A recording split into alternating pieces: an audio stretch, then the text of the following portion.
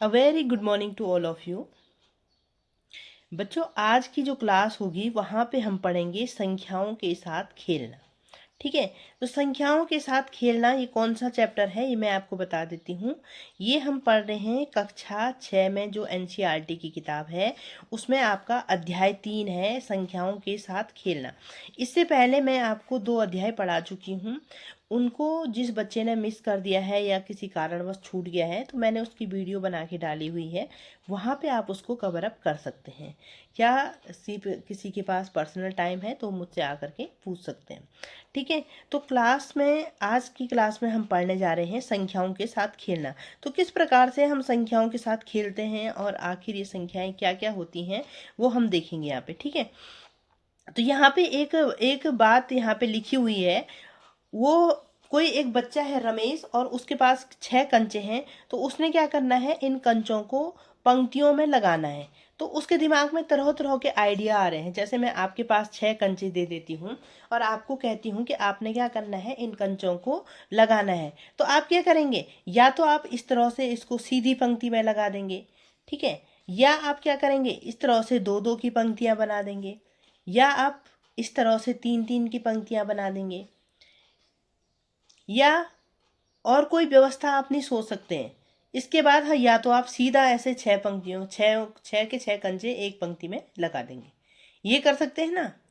इसके अलावा आप कुछ नहीं सोच सकते हैं। तो आपने क्या क्या सोचा, देखो मैंने आपके पास 6 कंचे दिए, ये देखो 1 2 3 4 5 6।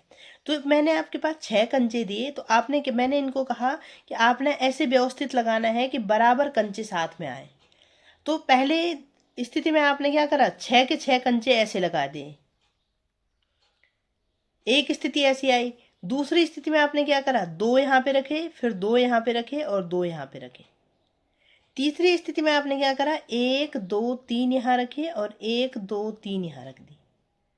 अब चौथी स्थिति आप नहीं सोच सकते हैं कि अब हम क्या करेंगे। ऐसा नहीं कर सकते हैं कि 1 2 3 4 ऊपर रख दिए और 2 नीचे रख दिए, तो ये बराबर नहीं हुए। 5 में भी ऐसा नहीं कर सकते। छठवें में क्या करा आपने कि सारे कंचे एक साथ रख दिए, 3 4 5 6 ऐसे रख दिए। तो हमने इनको किस तरह से लिखा, यहाँ पे एक ही पंक्ति में रख दिया हमने इसको, ठीक है। यहाँ पे क्या करा, यहाँ पे हमने एक रखा। अगर हम इधर से पंक्ति माने तो इस 1 2 3 4 5 6 पंक्ति बना दी हमने। 6 पंक्तियों में हमने एक एक रखा। तो पंक्ति यहाँ पे क्या लिखेंगे, पंक्तियों की संख्या कितनी हो गई, 6 हो गई। और प्रत्येक पंक्ति में कंचों की संख्या कितनी हो गई, 1 हो गई। तो कुल कंचों की संख्या कैसे निकालेंगे, 6 गुणा गए 1। समझ गए ना। 6 पंक्तियों में हमने एक एक कंचे रखे हैं। दूसरी स्थिति में क्या करा, 3 पंक्ति बना दी, 1 2 3 पंक्ति बना दी। और 3 पंक्तियों में हमने क्या करा, 2 2 कंचे रखे। तो 3 गुणा गए 2 हो जाएगा। तीसरी स्थिति में हमने क्या करा, 2 पंक्ति बना दी, 2 पंक्ति बना दी और 2 पंक्तियों में क्या करा, 3 3 कंचों को रख दिया। तो 2 3 भी 6 ही होता है, 3 दूनी भी 6 ही होता है। और लास्ट में हमने क्या करा, पंक्ति एक रखी और कंचे उसमें 6 रख दिए। तो ये कितना हो गया, 1 गुणा के 6 कितना होता है, 6 होता है। तो यहाँ पे आपको इसको बताने का जो मतलब है वो ये है कि जो आपके पास ये सब निकल के आया, 1 गुणा गए 6, 2 गुणा गए 3, 3 गुणा गए 2 और 6 गुणा गए 1। ठीक है। ये हमने आपको बताया कि कैसे आया। यहाँ पे 6 गुणा गए 1 कैसे आया, क्योंकि 6 पंक्तियां हैं और 6 पंक्तियों में एक एक कंचे हैं। तो हमने क्या करा, कुल कंचों की संख्या कैसे निकालेंगे, 6 गुणा के 1। यहाँ पे पंक्तियों की संख्या 3 है, 3 में हर पंक्ति में 2 कंचे हैं तो 6 कंचे हो गए। यहाँ पे पंक्तियों की संख्या 2 है, प्रत्येक पंक्ति में 3 कंचे हैं तो ये 6 हो गया। और यहाँ पे सारे कंचे एक ही पंक्ति में हैं तो 1 गुणा गए 6 लिख दिया। तो इसको बताने का मतलब था जो वो ये था कि ये क्या हो गए हैं, इस प्रकार से आप देखेंगे कि 1 2 3 और 6 संख्या 6 के विभाजक हैं और ये 6 के गुणनखंड कहलाते हैं। ठीक है। इसको बताने का मतलब ये था कि ये जो भी हैं वो सब क्या हैं, संख्या 6 के विभाजक हैं और ये 6 के गुणनखंड भी हैं। अब आपके पास एक काम है, 18 कंचों को पंक्तियों में व्यवस्थित करने का प्रयत्न कीजिए और 18 के गुणनखंड ज्ञात कीजिए। ठीक है, तो आपने क्या करना है, इसी तरह से आपने 18 कंचों को रखना है। 18 कंचों को किस तरह से आप रखेंगे, आप सबसे पहले क्या कर देंगे, या तो उसको एक पंक्ति में रखेंगे, 18 के 18 पूरे एक पंक्ति में रखेंगे, 1 2 3 4 5 6 7 8 9 10 11 12 13 14 15 16 17 18। तो यहाँ पे कितना हो जाएगा, 18 पंक्तियां हैं और उसमें एक कंचे हैं, तो ये हो जाएगा 18 गुणा के 1, 18। 18 गुणा के 1 लिख सकते हैं इसको। दूसरी स्थिति में क्या हो सकता है, 9 यहाँ रखे और 9 यहाँ रखे, 9 9 के सेट में रखे, तो पंक्तियों की संख्या कितनी हो जाएगी, 9, और एक पंक्ति में आपके 2 हो जाएंगे। तीसरी स्थिति में आप क्या कर सकते हो, 18 को कैसे कर सकते हो, 1 2 3 4 5 6, फिर 1 2 3 4 5 6 और 1 2 3 4 5 6। इस तरह से आप क्या कर सकते हो, 6 6 की पंक्तियां बना सकते हो और उसमें क्या कर सकते हो, 3 3 कंचों को व्यवस्थित कर सकते हो। तो इसी प्रकार से आपने इसको आगे भी करना है और 18 कंचों को व्यवस्थित करना है और इस प्रकार से लिखना है कि उनके किस प्रकार से गुणनखंड आप निकालेंगे। ठीक है, तो अब आगे बढ़ते हैं और आगे आप समझते हैं क्या है। आगे देखिए आपके पास क्या है, गुणनखंड और गुणज। अब हम बात करते हैं गुणनखंड क्या होते हैं और गुणज क्या होते हैं। तो सबसे पहले हम बात करेंगे यहाँ पे गुणनखंड की। तो जो गुणनखंड होते हैं उनको आप बोलते हैं फैक्टर्स। ठीक है, गुणनखंड को क्या बोलते हैं, फैक्टर्स बोलते हैं। तो गुणनखंड वो संख्याएं होती हैं जो दी गई संख्या को पूर्ण रूप से विभाजित कर देती हैं। गुणनखंड वे संख्याएं होती हैं जो दी हुई संख्या को पूर्ण रूप से विभाजित करती हैं। इसमें आपका जो शेषफल रहता है वो शून्य रहता है। तो आप अपनी कॉपी में नोट करेंगे, क्या कहा मैंने, गुणनखंड वे संख्याएं होती हैं जो दी गई संख्या को पूर्ण रूप से विभाजित करती हैं। ठीक है, जैसे यहाँ पे आपने 4 का गुणनखंड निकालना है, 4 का गुणनखंड निकालना है, तो 4 का गुणनखंड आपने यहाँ पे भाग विधि से निकाल रखा है। तो 4 को 1 से भाग दिया तो शेषफल कितना आया, 0 आया। इसका मतलब 1 जो है वो 4 का गुणनखंड है। 2 से हमने 4 को भाग दिया तो शेषफल कितना आया, 0 आया। इसका मतलब 2 भी आपका 4 का गुणनखंड है। 3 से हमने भाग दिया, शेषफल 1 आया, इसका मतलब 3 क्या है, इसका गुणनखंड नहीं है। फिर 4 से भाग दिया, शेषफल 0 आया, इसका मतलब 4 इसका गुणनखंड है। ठीक है, तो जो हमारे पास गुणनखंड होते हैं, गुणनखंड ये हो गए गुणनखंड।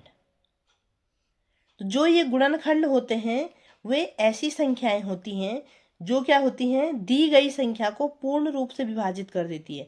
इसके जो गुणनखंड होंगे वो इस संख्या को पूर्ण रूप से विभाजित कर देंगे और शेषफल आपका शून्य आएगा। इसकी पहचान होती है। ठीक है, गुणनखंड क्या करते हैं, इस संख्या को पूर्ण रूप से विभाजित कर देते हैं और इसका जो शेषफल आएगा वो शून्य आएगा। यहाँ पे देख रखा है शेषफल शून्य आ रहा है। तो इस प्रकार से भाग विधि द्वारा आपको गुणनखंड निकालने होते हैं।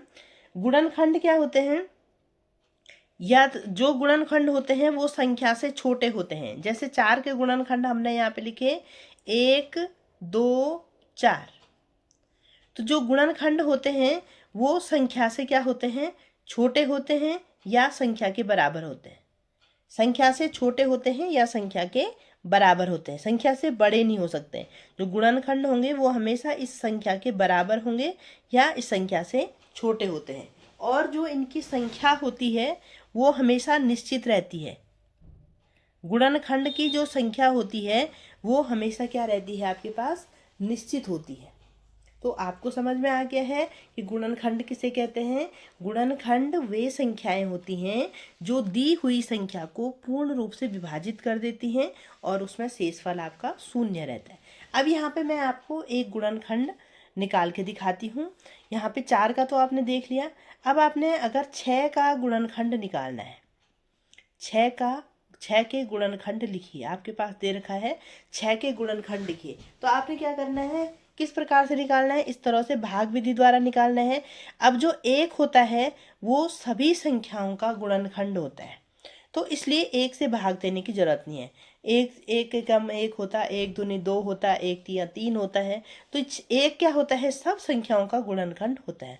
अब 2 से देखेंगे 6 में भाग दे करके, तो क्या होता है, 2 तिया 6 होता है, शेषफल 0। इसका मतलब 6 का गुणनखंड क्या हो जाएगा, 1 तो 2 हो जाएगा।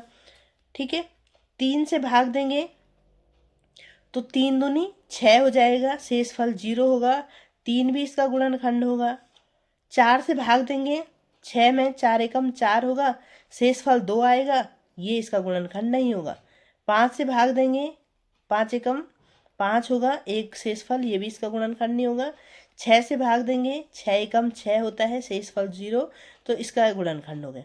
तो इसके जो गुणनखंड हो गए वो क्या हो गया, 1 2 3 और 6, इसके 6 के गुणनखंड हो गए। अब यहाँ पे आप देखेंगे कि जो 6 के गुणनखंड हैं वो क्या हैं, या तो 6 से छोटे हैं या 6 के बराबर है। तो गुणनखंड हमेशा क्या होता है, संख्या से छोटे होते हैं या संख्या के बराबर होते हैं। और गुणनखंड कौन सी संख्याएं होती हैं, जो ये गुणनखंड है ये ऐसी संख्याएं होती हैं जो दी हुई संख्या को पूर्ण रूप से विभाजित करती हैं और उसमें शेषफल आपका शून्य आता है, उसको गुणनखंड कहते हैं। ठीक है, तो आप गुणनखंड किस तरह से निकालेंगे कि 6 को 2 विभाजित कर रहा है, इसलिए 2 क्या है, 2 पूर्ण विभाजित कर रहा है, इसलिए 2 क्या है, 6 का गुणनखंड है। 3 6 को पूर्ण रूप से विभाजित कर रहा है, इसलिए 3 क्या है, 6 का गुणनखंड है। 4 नहीं है, 5 नहीं है, 6 6 को पूर्ण रूप से विभाजित कर रहा है, इसलिए 6 का गुणनखंड है। 1 देखेंगे तो 1 छके 6 होता है, तो यहाँ पे शेषफल शून्य आ रहा है, इसलिए 1 भी इसका गुणनखंड होगा। और 1 सभी संख्याओं का गुणनखंड होता है। तो यहाँ तक गुणनखंड आपको समझ में आ गया है। थोड़ा आगे देखिए,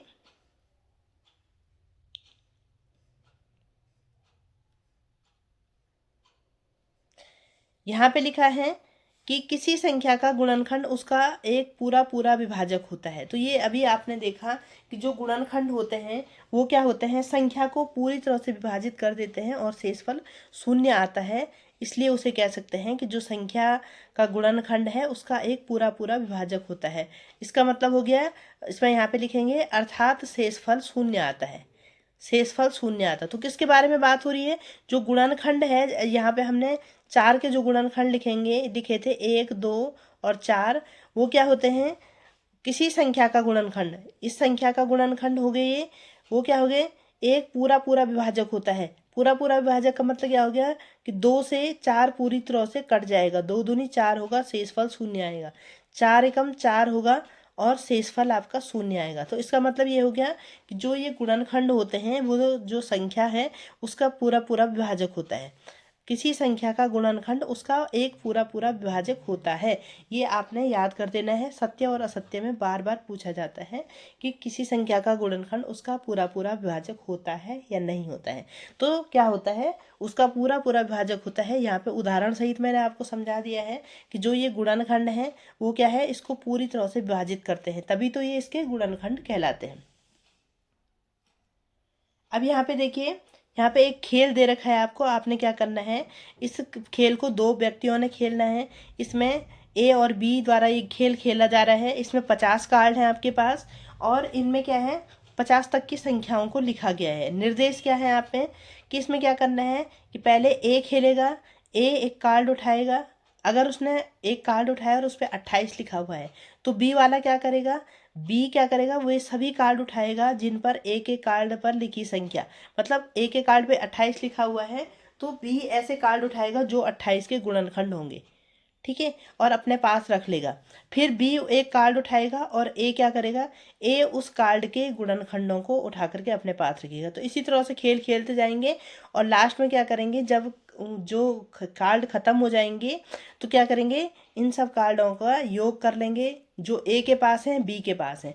अगर ए के पास जो कार्ड है उनका योग ज़्यादा आता है तो ए जीत जाएगा, और बी के पास जो कार्ड है उनका योग ज़्यादा आएगा तो ये क्या हो जाएगा, बी को जीता हुआ मानेंगे। तो इस खेल को आप खेल सकते हैं अपने दोस्तों के साथ। ठीक है बच्चों, तो अब हम यहाँ पे गुणनखंड को तो हम अच्छे से पढ़ चुके हैं कि जो गुणनखंड हैं वो क्या होते हैं। अब हम यहाँ पे पढ़ेंगे गुणज। ठीक है, अब यहाँ पे देखिए बच्चों, एक होता है गुणनखंड और एक होता है गुणज। इसमें कंफ्यूज नहीं होना है। इसको इंग्लिश में कहेंगे फैक्टर और इसको इंग्लिश में कहेंगे मल्टीपल। ठीक है, तो कंफ्यूजन बिल्कुल नहीं करना है। तो गुणनखंड हमने अभी अभी पढ़े। गुणनखंड क्या होते हैं कि जो आपके पास संख्या दे रखी होगी उससे छोटे होंगे या उसके बराबर होंगे। दूसरी बात क्या है कि जो गुणनखंड है वो अपनी उस संख्या को पूरी तरह से विभाजित कर देंगे। जो संख्या है जिसके वो गुणनखंड है वो उसको पूरी तरह से विभाजित कर देती है। ठीक है, अब है गुणज। गुणज क्या होता है कि किसी संख्या को किसी अन्य पूर्णांक से गुणा करने पर जो गुणनफल प्राप्त होता है उसको गुणज कहते हैं। जैसे यहाँ पे एक संख्या 6 है।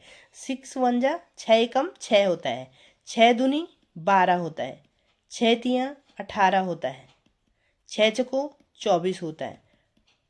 तो ये सब क्या है, 6 को किसी संख्या को किसी अन्य पूर्णांक से जब गुणा करते हैं तो जो गुणनफल प्राप्त होता है उसको ही आप गुणज कहते हैं, उसको ही आप मल्टीपल कहते हैं। तो 6 गुणा, ये 6 के गुणज क्या क्या हो जाएंगे, 6, 12, 18 और 24, ये 6 के गुणज हो जाएंगे।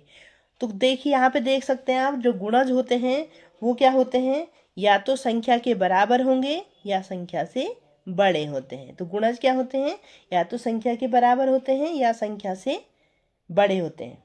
और इनकी जो संख्या होती है वो हमेशा अनिश्चित रहती है, कितने भी गुणज हो सकते हैं। ठीक है, अब एक बात है यहाँ पे कि एक संख्या अपने प्रत्येक गुणनखंड का एक गुणज होती है। ये एक लाइन लिखी हुई है कि एक संख्या अपने प्रत्येक गुणनखंड का गुणज होती है। तो इसका अर्थ क्या हुआ, जैसे आपके पास यहाँ पे 20 दिया हुआ है एग्जाम्पल में, और इसके गुणनखंड है 4 और 5। इसके गुणनखंड है तो 4 पंजा क्या होता है, 20 होता है। तो एक संख्या अपने प्रत्येक गुणनखंड का एक गुणज भी होती है। ठीक है, इसको तो थोड़ा और समझ लीजिए। जैसे 4 के गुणनखंड लिखे थे हमने 1, 2 और 4। ठीक है, 1, 2 और 4 हमने यहाँ पे लिखा था। तो ये क्या है कि जो प्रत्येक संख्या अपने प्रत्येक गुणनखंड का एक गुणज होती है। तो ये क्या हो जाएगा, 4 एकम 4 हो जाएगा। तो प्रत्येक संख्या अपने गुणनखंड का एक गुणज होती है।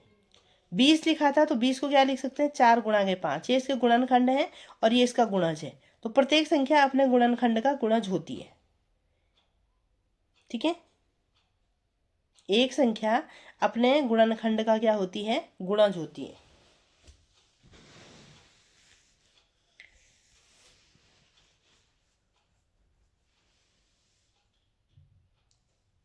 तो गुणज आपको समझ में आ गया है। गुणज किसे कहते हैं, जब हम किसी संख्या को अन्य पूर्णांक से गुणा करते हैं तो उसको क्या कहते हैं, गुणज कहते हैं। जैसे यहाँ पे 7 का लिखेंगे, 7 एकम 7 होता है, तो 7 दूनी 14 होता है। तो 7 का गुणज 7 भी हो गया, 7 का गुणज 14 भी हो गया। तो गुणज हमेशा या तो संख्या के बराबर होंगे या संख्या से बड़े होते हैं। इनकी संख्या अनिश्चित होती है और ये क्या करते हैं,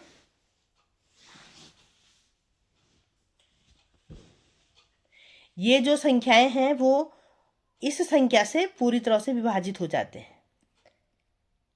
ये संख्याएं इस संख्या से पूरी तरह विभाजित हो जाते हैं। क्यों विभाजित हो जाते हैं, क्योंकि ये इसके गुणज होते हैं। तो मल्टीपल और फैक्टर आपको समझ में आ गया या नहीं आया। तो गुणज क्या होते हैं, गुणज एक बार और देख लीजिए। गुणज क्या होते हैं, जो संख्या, कोई आपके पास कोई संख्या दी हुई है उसको किसी अन्य पूर्णांक से जब गुणा करते हैं तो आपके पास गुणज प्राप्त होते हैं। ठीक है, तो गुणज और गुणनखंड आपको समझ में आना चाहिए कि गुणन और गुणनखंड क्या होते हैं।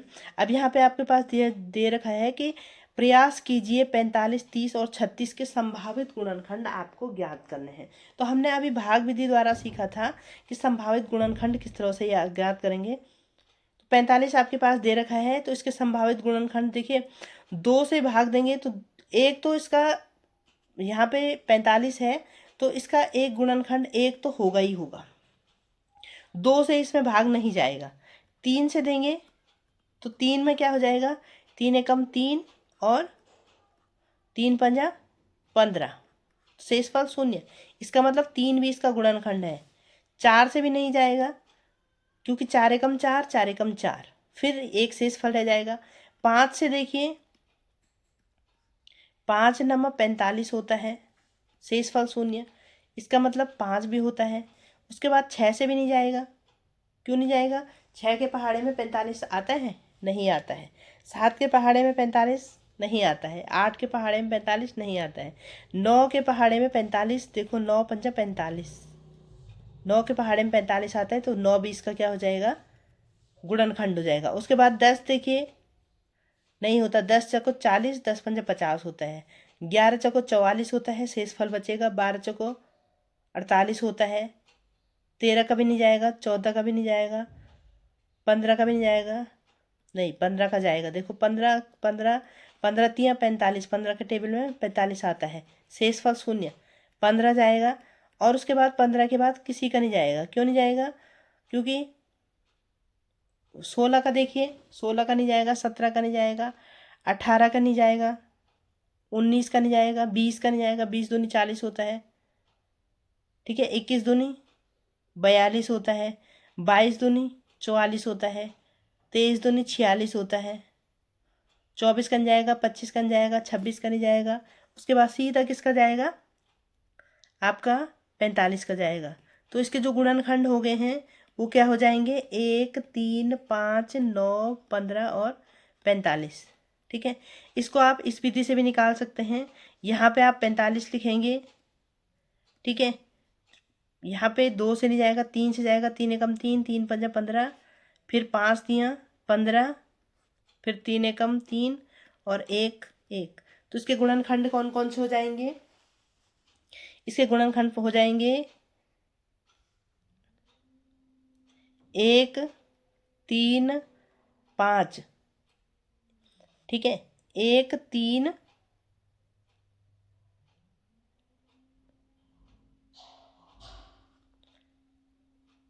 इसको हम इस तरह से लिखेंगे ना, 3 गुणा गए 5 गुणा गए 3 गुणा गए 1, इस तरह से लिखा हुआ है। तो इसके गुणनखंड हम किस तरह से निकाल देंगे, इसके गुणनखंड होंगे 1 होगा, 3 होगा, 5 होगा। उसके बाद कितना हो जाएगा, 3 तिया 9, 9 होगा, और 3 तिया 9, 9 पंजा,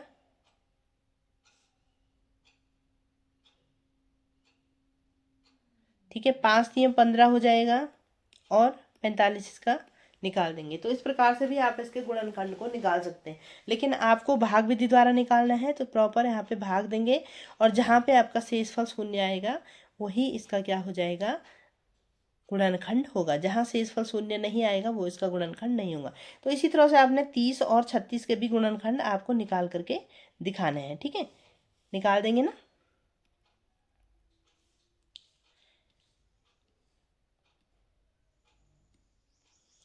अब कुछ लिखा हुआ है यहाँ पे, लकड़ी या कागज की कुछ पट्टियां एकत्रित कीजिए जिसमें, ठीक है। तो यहाँ पे क्या कर रखा है, उन्होंने कहा कि कुछ पट्टियां आपने एकत्रित की, और यहाँ पे क्या करा, एक 3 मात्रक की एक एक पट्टी क्या है, 3 मात्रक की है। तो उसको हमने जोड़ा, उसको हमने क्या करा, जोड़ा। तो 3 यहाँ पे 3 अकेला है, तो इसको क्या लिखेंगे, 3 गुणा गए 1, 3 हो गया। यहाँ पे 3 और 3 है तो इसको जोड़ा तो क्या हुआ, 6 हो गया।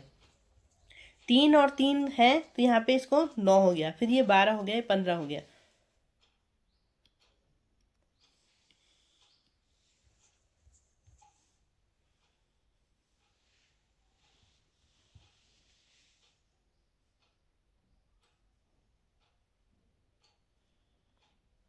तो यहाँ पे इसको बनाने का जो मकसद है वो ये है कि आपने क्या करना है, 3 के गुणजों की सूची बनानी है, ठीक है। 3 के गुणजों की सूची सूची को आगे बढ़ा सकते हैं। तो हम संख्याएं 3 6 9 12 15 संख्या 3 के गुणज हैं। ये क्या है, 3 के गुणज है। कैसे हैं 3 के गुणज, देखो यहाँ पे 3 गुणा गए 1 3, 3 गुणा गए 2 6, 3 गुणा गए 3 9, 3 गुणा गए 4, 12, 3 गुणा गए 5, 15। तो ये क्या है, इसके गुणज हैं। तो यहाँ पे इसको क्या करा है, आपको बताया है कि गुणज कैसे करना है। और आगे भी आप लिख सकते हैं 3 छके 18, ठीक है। तो ये क्या है, 18, 21, 24 के रूप में आगे बढ़ा सकते हैं। ये प्रत्येक गुणज 3 से बड़ा या उसके बराबर होगा। तो ये हमने अभी पढ़ा था कि जो गुणज होते हैं वह या तो संख्या के बराबर होते हैं या उससे बड़े होते हैं। तो ये सूची क्या होती है कि भी कभी भी आपकी खत्म नहीं होगी। ये बात हमने अभी पढ़ी थी, एक प्रत्येक संख्या का एक गुणनखंड होता है। इसको भी आपने याद कर देना, अपनी कॉपी में लिख देना है कि एक प्रत्येक संख्या का एक गुणनखंड होता है। इसका मतलब क्या होता है कि एक से किसी भी संख्या को भाग देंगे तो वही संख्या प्राप्त होती है। 1 चौको 4 होता है, शेषफल 0 आता है। तो इसका मतलब जो एक है वो प्रत्येक संख्या का गुणनखंड होता है। इसको ऐसे ही याद कर देंगे आप, ठीक है। अब यहाँ पे लिखा हुआ है, क्या 7 स्वयं का एक गुणनखंड हो सकता है। तो हाँ, 7 स्वयं का एक गुणनखंड होता है। क्यों होता है, क्योंकि जब 7 का हम गुणनखंड लिखेंगे तो हम क्या करेंगे, 7 7 यहाँ पे लिखेंगे और यहाँ पे लिखेंगे तो ये क्या हो जाएगा, 7 एकम 7, शेषफल 0 आया। इसलिए 7 क्या है कि अपना एक गुणनखंड। तो इसका मतलब है प्रत्येक संख्या स्वयं अपना एक गुणनखंड होती है। ये भी आपको पता है। एक तो एक सभी संख्याओं का गुणनखंड होता है, दूसरा प्रत्येक संख्या स्वयं अपना एक गुणनखंड होती है।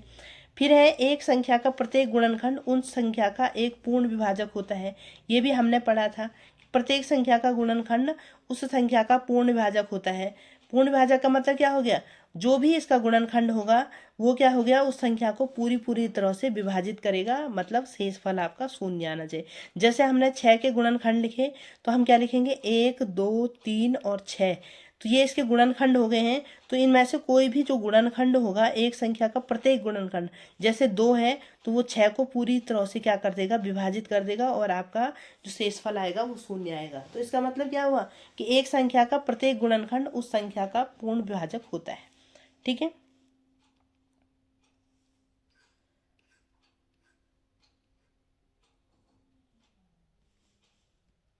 फिर दिया है, एक दी हुई संख्या का प्रत्येक गुणनखंड उस संख्या से छोटा या उसके बराबर होता है। ये भी हमने अभी बता दिया था कि क्या होता है, उस संख्या से छोटा या बराबर होगा। जैसे अभी हमने 6 ही के गुणनखंड निकाले थे तो क्या हो गए थे, 1, 2, 3 और 6। तो या तो उस संख्या के बराबर होंगे या उस संख्या से क्या होंगे, छोटे होंगे।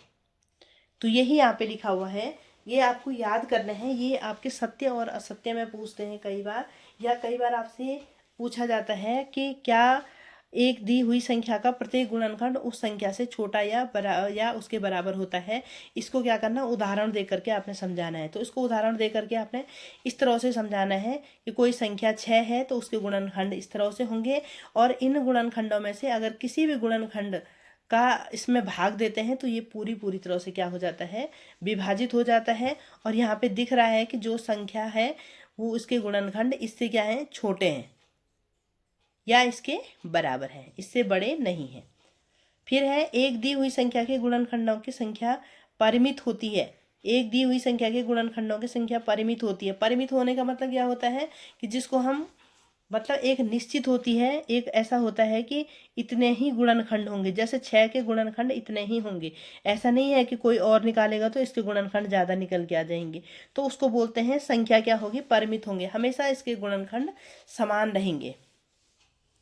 एक संख्या का प्रत्येक गुणज उस संख्या से बड़ा या उसके बराबर होता है। तो ये भी हमने पढ़ा था कि प्रत्येक संख्या का गुणज, गुणज का मतलब क्या हो गया, अगर हम 6 की बात करें तो 6 एकम 6 होता है, 6 दूनी 12 होता है, 6 तियाँ 18 होता है, ठीक है। तो ये प्रत्येक गुणज उस संख्या से या तो क्या होता है, बड़ा होता है या उस संख्या के बराबर होता है, ठीक है।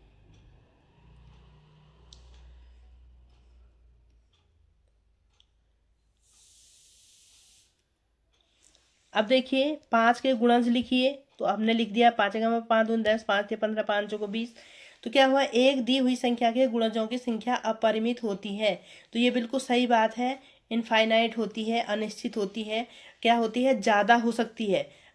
उसके गुणज कितने भी उसके गुणज हो सकते हैं, जितनी संख्याओं से उसको गुणा करेंगे उतने उसके गुणज होते रहेंगे। तो उनकी संख्या कोई परिमित नहीं होती है। अब प्रत्येक संख्या स्वयं का एक गुणज होती है। ये भी सही बात है कि प्रत्येक संख्या अपनी स्वयं का एक गुणज होती है। जैसे 6 एकम 6 होता है, तो ये क्या है, प्रत्येक संख्या अपना एक गुणज होती है। तो ये सब जो लाइनें हैं वो आपको इसी तरह से याद भी करनी है। ठीक है, अब यहाँ पे लिखा हुआ है कि जो 6 के सभी गुणनखंड हैं 1 2 3 और 6, साथ ही अब हम यहाँ पे पढ़ेंगे परफेक्ट नंबर। संपूर्ण संख्या किसे कहते हैं? ठीक है, वह संख्या जिसके सभी गुणनखंडों का योग उस संख्या का दुगना हो। ठीक है, उसको क्या कहते हैं? संपूर्ण संख्या कहते हैं। क्या बोला? जिसके सभी गुणनखंडों का योग उस संख्या का दुगना हो उसको क्या कहते हैं? संपूर्ण संख्या कहते हैं। जैसे इसके गुणनखंड हो गए हैं, 6 के जो गुणनखंड हैं वो हैं 1 2 3 और 6। अब इसका योग करेंगे तो 1 + 2 + 3 + 6 करेंगे। 6 और 3 9 10 11 और क्या हो जाएगा? 12। तो 12 क्या है? 6 का दुगना है। तो हमने क्या कहा? संपूर्ण संख्या किसे कहते हैं? जिसके सभी गुणनखंडों का योग उस संख्या से दुगना होता है उसको क्या कहते हैं? संपूर्ण संख्या कहते हैं। जिस संख्या के गुणनखंडों का योग उस संख्या से दुगना हो, इस संख्या से दुगना हो, उसको क्या कहते हैं? संपूर्ण संख्या कहते हैं। तो ये समझ में आ गया है संपूर्ण संख्या किसे कहते हैं? किसी संख्या के गुणनखंडों का योग जब उस संख्या का दुगना हो तो उसे संपूर्ण संख्या कहते हैं। और वैसे 28 के लिए भी बता रखा है कि 28 में क्या होता है? 28 को आपने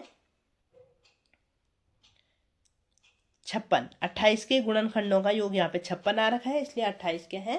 संपूर्ण संख्या। तो संपूर्ण संख्या आपको समझ में आ गई होगी। संपूर्ण संख्या किसे कहते हैं?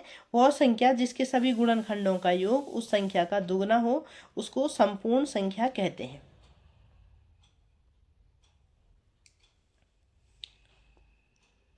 अब है यहाँ पे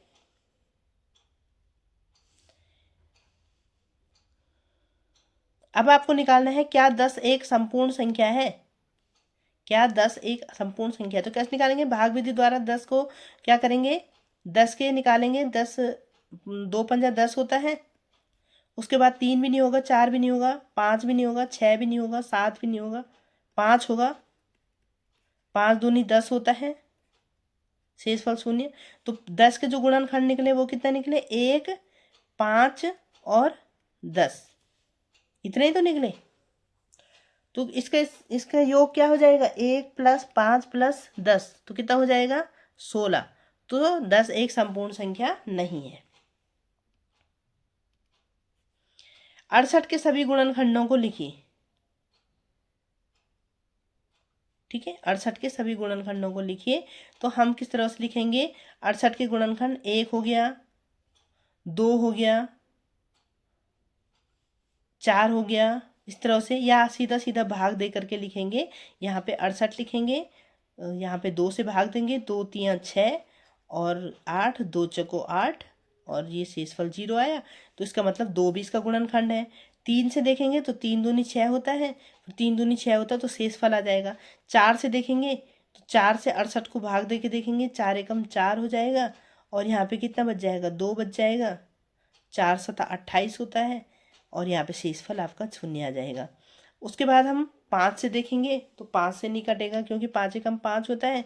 फिर ये 15 हो जाएगा, 5 ये 15 होगा। 16 6 से देखेंगे तो 6 एकम 6 होगा और 6 6 8 में फिर 2 शेषफल आ जाएगा। 7 से भी नहीं कटेगा, 8 से भी नहीं कटेगा, 8 8 64 होता है। 9 से भी नहीं कटेगा। फिर उसके बाद किससे कटेगा? सीधा 17 से कटेगा।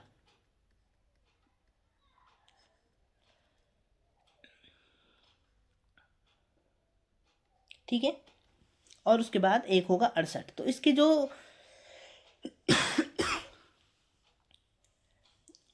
और उसके बाद क्या हो जाएगा? 34 से भी कटेगा क्योंकि ये देखिए 34 से भी कट रखा है, तो 34 से भी ये कटेगा।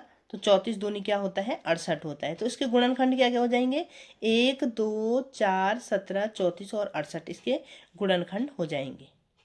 ठीक है, तो इस तरह से भाग विधि द्वारा आपने इसके गुणनखंड निकालने हैं और अपनी कॉपी में लिखना है। ठीक है, उसी तरह से 36 के गुणनखंड आप निकाल देंगे।